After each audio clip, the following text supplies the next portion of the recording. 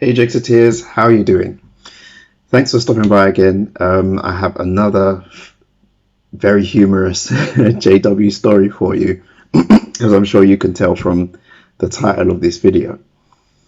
So, if you're new to the channel, my name is Riley. I'm an ex-Jehovah's Witness, and I make these videos to help other former Jehovah's Witnesses like myself to navigate navigate this world that they've been thrust into after leaving the Jehovah's Witness organization. And most of my videos are like serious, but every now and again I like to tell a funny story, and this is one of those.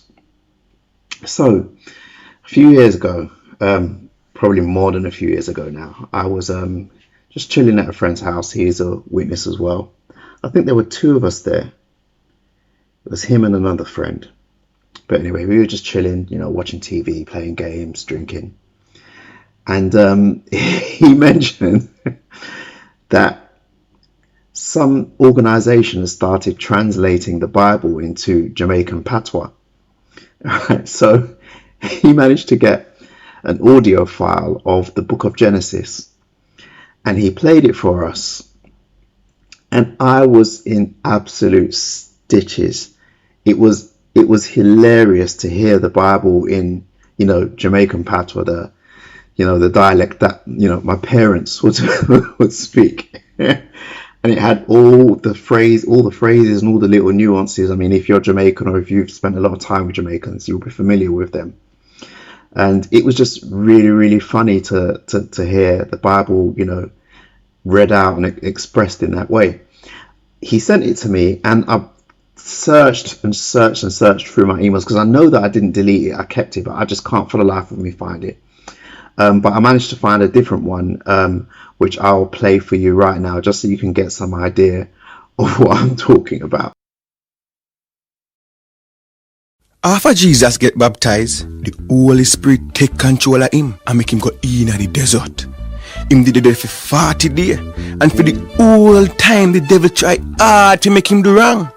No, Jesus did hungry, cause for the 40 days him name nothing. The devil said to Jesus, "If you a God pitney, tell the rock stone ya for turn bread."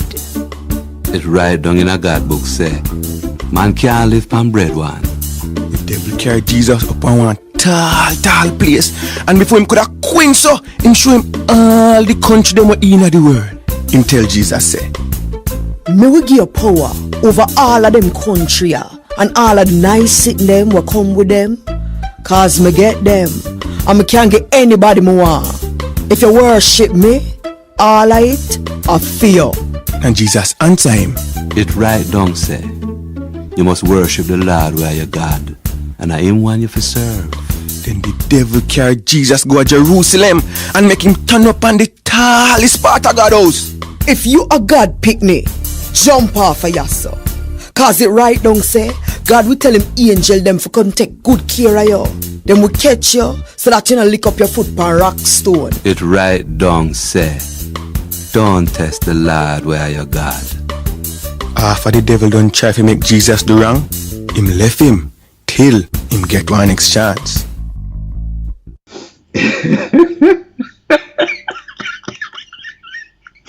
So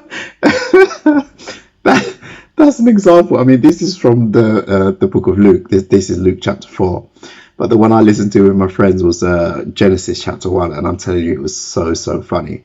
It was even funnier than this one, but I can't find it, so this one will have to do. But yeah, so that's an example of the kind of thing we were talking about. So after this happened, right, it became quite popular online. Well, at least in my circle of online JW friends. So a debate started happening on Facebook as to whether or not it was disrespectful to translate the Bible into Jamaican Patois.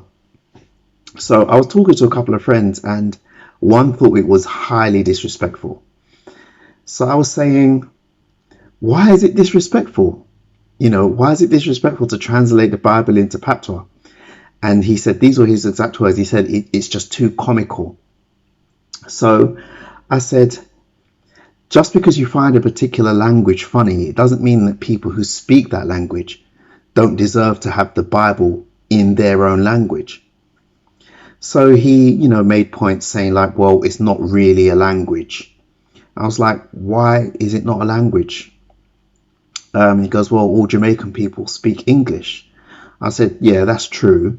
But your mother tongue, means more to you than, there's a difference between your mother tongue and a language, right? And the whole point of translating the Bible into different languages is because when you hear something in your mother tongue, it has more of an impact on you than hearing it in another language that you're just able to speak. Words resonate more in your mother tongue than they do in a language that you're capable of speaking. And that's the whole point of translating the Bible into other languages, so that it can reach the hearts and have that impact. So that's what I was saying to him. And he was saying, yeah, but he was disagreeing with me, for no good reason other than the fact that because he finds it funny, it means that it's invalid. So I was saying, look, there are certain languages which I won't name for fear of being for fear of offending anyone. There are certain languages that I hear. This is what I said to him. I said, there are certain languages that I hear that I find funny. I find it funny when certain people speak in certain languages. That doesn't disqualify as a language. And that doesn't mean that those people shouldn't have the Bible in their mother tongue. And whether or not you find a particular language or dialect funny, that isn't the determining factor in whether or not it should be recognized as a language or whether or not people should have a Bible in it.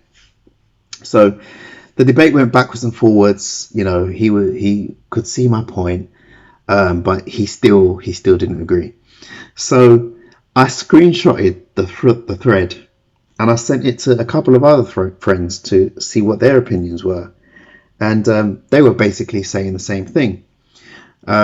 One of them was very, very disapproving, extremely disapproving, and basically making the same points, saying that he finds it disrespectful. He can't imagine like angels in the Bible, having their words translated into Jamaican Patois. Basically, he was saying that he thinks that Jamaican Patois is a slang. And yes, he actually compared it to Cockney. If you're not from the UK, you might not be familiar with Cockney is, but it's like a dialect that originated in the East End, or in the East End of London. So he compared it to that, saying that it's not a real language. It's basically broken English, which means it's a slang.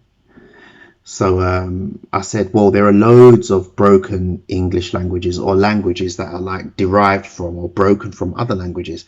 I actually made the point. I said, I've been to the Dominican Republic, and Haiti, which neighbors the Dominican Republic, they speak a dialect of French. It's like broken French. Their language is derived from French, but they have Bibles in their languages. They had the New World Translation of the Bible, which is the Jehovah's Witness translation. They have that in their language. They had all of the Watchtower publications in their language, even though it was a broken form of French.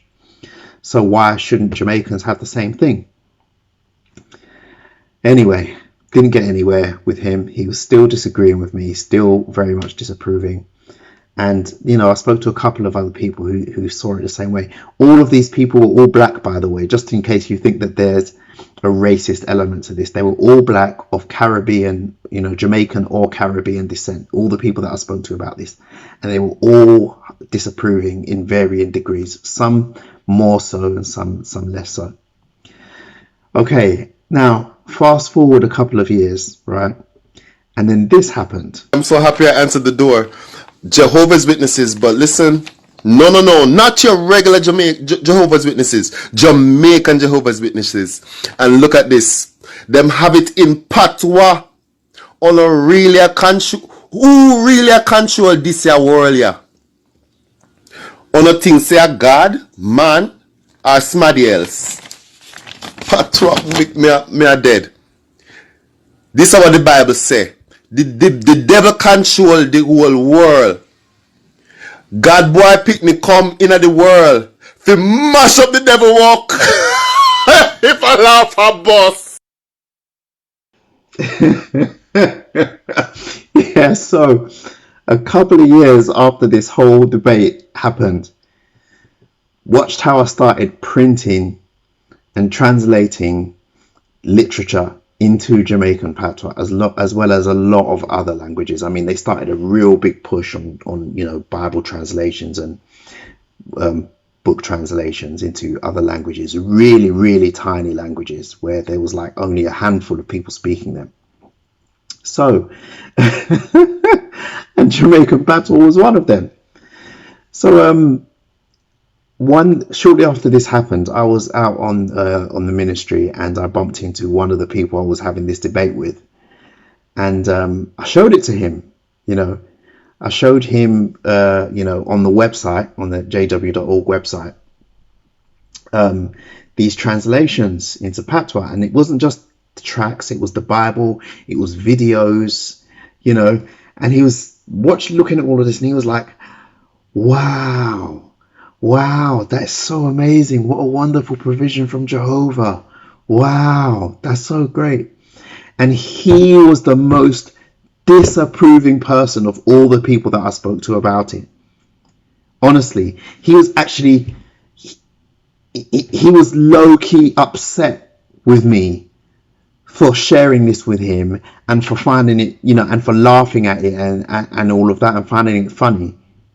He was low-key upset with me for doing that, and he was very, very disapproving, very, judgmental, and you know how judgmental Jehovah's Witnesses can be. But then as soon as he saw it done, he was like, "Oh, what a wonderful provision from Jehovah." Come on. It just goes to show how, mind controlled some people can be, especially in high control groups like Jehovah's Witnesses, and that is why people who either have a very strong sense of identity, a strong sense of their own individuality, or free thinkers do not fare well in the Jehovah's Witness organization. They just don't. They either end up leaving or getting kicked out,